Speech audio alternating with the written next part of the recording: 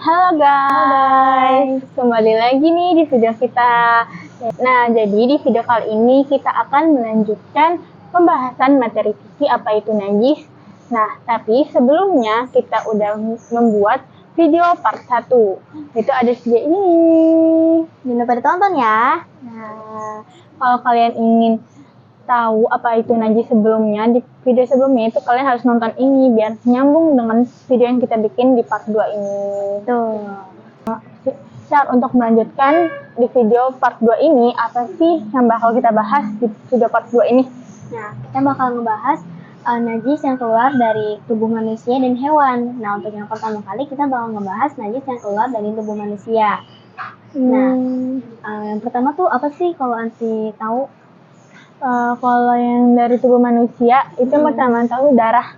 Ya, contohnya singkat nih, kayak misalnya darah haid. Darah haid kan ya para wanita yang udah balik lah istilahnya, itu pasti udah mengalami menstruasi ataupun haid kan setiap bulannya gitu. Nah, itu kan haid itu darah kotor yang keluar kan, yang dimana kita harus membersihkannya dengan air dan sabun.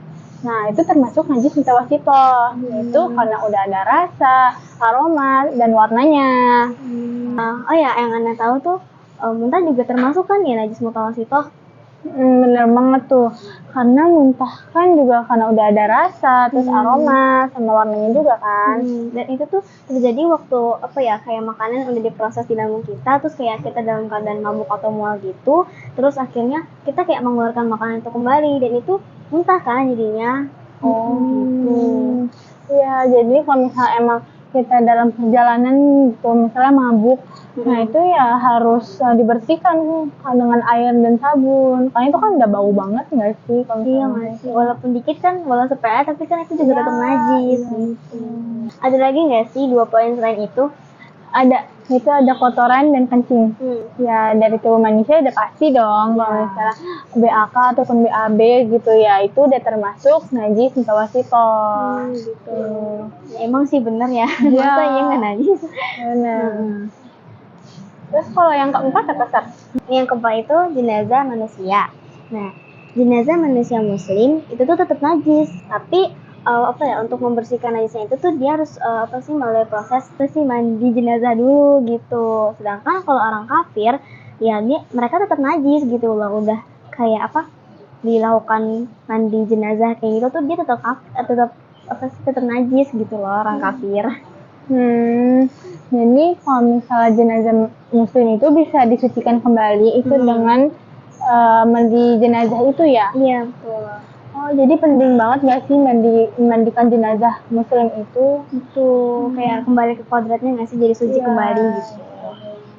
Nah, kalau misalnya yang kelima nih, ataupun yang terakhir di tubuh manusia, itu ada mazi. Mazi itu kayak cairan kental, itu dimana cairan kental ini keluar akibat itu percumbuan. Percumbuan itu ya kayak hubungan suami istri lah. Tapi zaman sekarang banyak banget remaja yang menonton kayak pornografi lah istilahnya. Video itu tuh belum sesuai umurnya. Ya belum pantas gitu ya. Iya, belum pantas untuk menonton itu, tapi ya mazi itu keluar. Gitu akibat nonton yang intinya kalau kita bilang nontonnya salah gitu lah ya. Terus selain mazi itu ada lagi nggak sih? Ya itu mazi, ada wadi juga. Wadi itu ya sama cairan bening yang keluar akibat air kencing. Gimana tuh? Kayak misalnya kayak keputihan gitu. Tapi ini kayak lebih bening lah, lebih kental gitu. Itu wadi ya? Iya, wadi. Jadi harus membedakan tuh antara mazi dan wadi. Kalau misalnya nih, tadi tubuh manusia udah. Coba kalau tubuh hewan gimana? Nah, tubuh hewan tuh yang Anda tahu itu ada hewan babi. Nah, hewan babi itu kayak keseluruhan dari anggota tubuhnya itu najis gitu loh. Gitu, kayak ya mencakup tentang bulunya, keringatnya, liurnya, bahkan badannya, kayak semua yang ada di babi itu tuh udah najis gitu loh. Ya walaupun kita megang bulunya gitu doang ya harus benar-benar disucikan kembali kan. Sama halnya kayak anjing gak sih? Anjing juga termasuk itu kan, apalagi air liurnya. Iya kan udah langsung najis mughaladzah. Iya, makanya berat banget. Terus ada lagi nggak selain dua hewan itu? Ada, itu tuh hewan buas, kayak hewan aligator gitu yang punya cakar buat memburu, yang punya taring, yang punya intinya segala macam yang anggota tubuhnya tuh dibuat buat memburu deh gitu. Nah terus tuh kayak misal nih kayak elang gitu ya, elang kan kayak dia tuh memburunya dengan cakarnya kan. Nah dari itu hewan elangnya kayak termasuk najis gitu, termasuknya najis. Gitu ya. Terus kalau misalnya contoh lainnya deh, Contoh lain dari apa nih? dari tubuh hewan. Oh, dari tubuh hewan. Itu ada kotoran dan air kencing. Nah, menurut pendapat mazhab Asy-Syafi'iyah, bahkan menegaskan loh, kalau apa sih yang keluar dari kemaluan depan ataupun kemaluan belakang hewan itu, dia hukumnya najis. Gitu.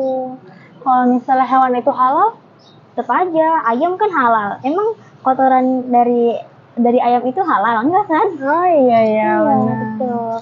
Nah, jadi dia nggak mandang ya kayak hewan itu halal pun haram gitu ya. Gitu. Nggak ada pengecualian gitu. Iya. Terus selain yang keluar dari tubuh manusia, yang keluar dari tubuh hewan, itu ada lagi nggak sih selain itu? Ada. Tahu nggak Andi? Enggak. Homer. Oh, Homer termasuk juga. Iya, Andi juga baru tahu nih. Karena belajar di RTA kan, belajar fikih juga, jadi tahu Homer itu ternyata termasuk najis. Oh gitu.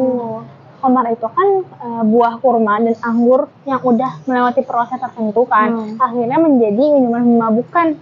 Oh gitu. Nah gitu. Terus abis itu, nah jadi Homer ini kalau misalnya nih baju Ana nih terkena Homer gitu, itu cepat-cepat harus disucikan kembali dengan air dan sabun.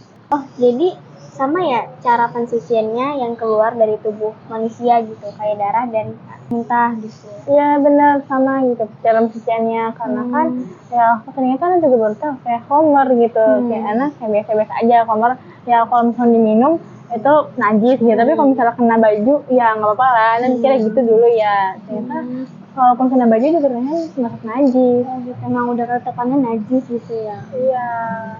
Nah kan buat membuktikan ucapan kita benar pasti ada dalilnya dong. Apa sih dalilnya? Nah dalilnya itu di Quran surat An-Nahl ayat 67 Ya. yaitu yang berbunyi Bismillahirrahmanirrahim. Wa min thamaratin nakhili wal an'ami tattakhiduna minhu sakaran wa rizqan hasana inna fi dzalika laayatan liqaumin ya'qilun. Nah, yang artinya itu, dan dari buah kurma dan anggur kamu membuat minuman yang memabukkan dan rezeki yang baik. Sungguh, pada yang demikian itu benar-benar terdapat tanda kekuasaan Allah bagi orang-orang yang mengerti. Quran surat An-Nahl ayat 67. Nah, udah ditegaskan kan sama Allah itu bagi orang-orang yang mengerti. Nah, jadi kalau misalnya orang yang mengerti itu, kalau khamar itu udah haram, ya ngapain mereka minum? Iya benar sih, kayak udah tahu ya. Iya, kalau misalnya udah tahu hukumnya, ya pasti mereka tahu lah ini udah perintah dari Allah itu haram, udah nggak usah dideketin, nggak usah ya apain lah, udah jangan usah diganggu gugat gitu. Mutlak gitu ya. Apalagi kan kalau di zaman sekarang ya banyak banget remaja-remaja yang emang banyak banget yang ke klub gitu ya. Ada masalah sedikit ke klub gitu, stres sedikit ke klub, alkohol iya, gitu. Udah mengikuti gaya barat gitu di luar sana. Iya benar. Makanya kita harus benar-benar jaga diri banget gak sih? Apalagi kita juga seorang muslimah gitu ya, benar-benar jaga diri banget deh. Ya. Nah, Sar, udah selesai kan pembahasannya? Udah. Nah, nggak kerasa. Iya, nggak kerasa ya. Nah, oke guys, jadi untuk pemberitahuan, kalau misalnya ini tuh adalah UAS ataupun ulangan akhir semester fikih, itu pembelajaran fikih tahun ajaran 2023 sampai 2024.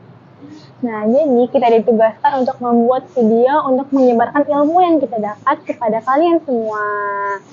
Jadi kita juga mengangkat judul apa itu najis.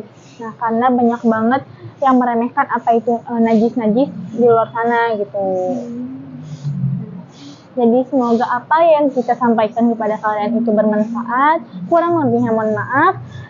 Wassalamualaikum warahmatullahi wabarakatuh. See you next time.